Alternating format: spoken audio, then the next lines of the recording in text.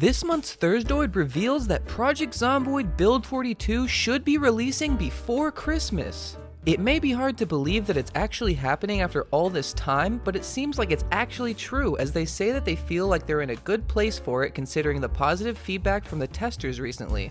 Of course, they also had to make sure and mention that there is a chance that it might not make the deadline, but they assure us that if it doesn't, it would be hard for them to imagine it slipping too far into the new year. They show us this graphic detailing everything that will be available to us in Build 42 Unstable when it releases and what will be coming later down the line as they work towards the full version.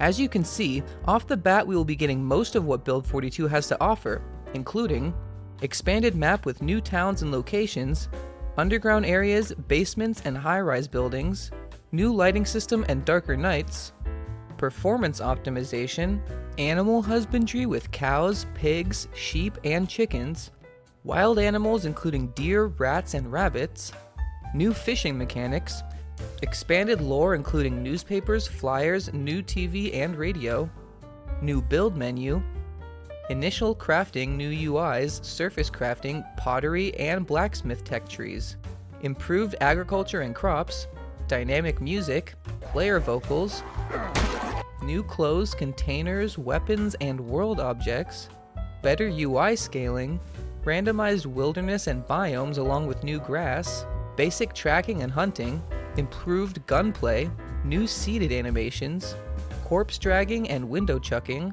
more Romero-like zombie spawn locations, improved sneak and combat balance, and environmental story improvement. The few things that will be added later, however, are expanded crafting, skills and professions, improved hunting, breakable metal fences, multiplayer, and raccoons. And I assume these 3 question marks there are for anything else they can think to add or improve along the way. One thing I'm sure you've noted is that multiplayer will in fact not be available to us when Build 42 Unstable comes out, just like it was for Build 41. However, they did say in a previous blog post that it will not be as long of a wait to get it back as it was for Build 41. But you can always of course still play Build 41 during the beta of Build 42 to do multiplayer or use your mods. Following that up in this month's Thursdoid, they get into talking more about the tester impressions for their internal beta. They say that the feedback has given them a good idea of what they need to be polishing and working on. People have been really liking things like the new lighting, new map additions, new lore, animals, optimization, underground areas, dynamic music, player vocals, corpse dragging, and farming. They also say that their changes to the overall flow of Project Zomboid have been welcome, but will probably cause some debate in the community because the things like muscle strain from combat, having to sneak around more due to the new zombie distribution, and the new darkness will make the playstyle of going in guns blazing less practical, which some players may not agree with. Luckily though, there are a ton more sandbox options in Build 42, so you'll be able to modify and disable aspects of the game you don't like. One other area that they found to need improvement though is the hunting gameplay. The testers are enjoying having the new animals roaming around the map, but there is the feeling that the hunting is lacking.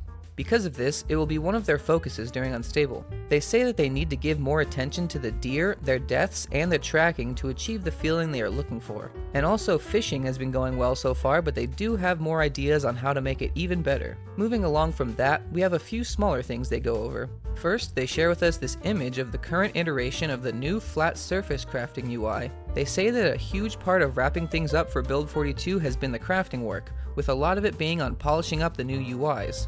As such, the way you see this UI now may not be its final version. Next, they give us this video which shows us the new build menu.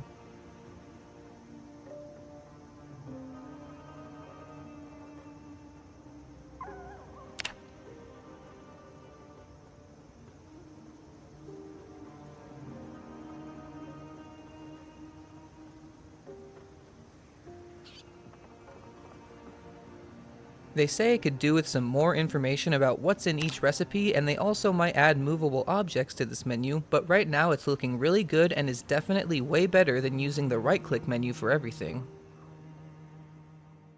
After that, they talk about animal zoning.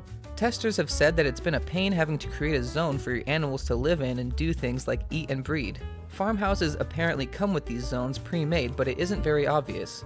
To improve all this, they are trying to make a system where each animal can automatically make its own zone to do its business in, but this will be one of those things that come later down the line and unstable, and they aren't 100% sure it will even make it in, but so far they are optimistic about it. To go along with this, they show us an image of what this zoning would look like to one of your animals in the game if they could see through the matrix.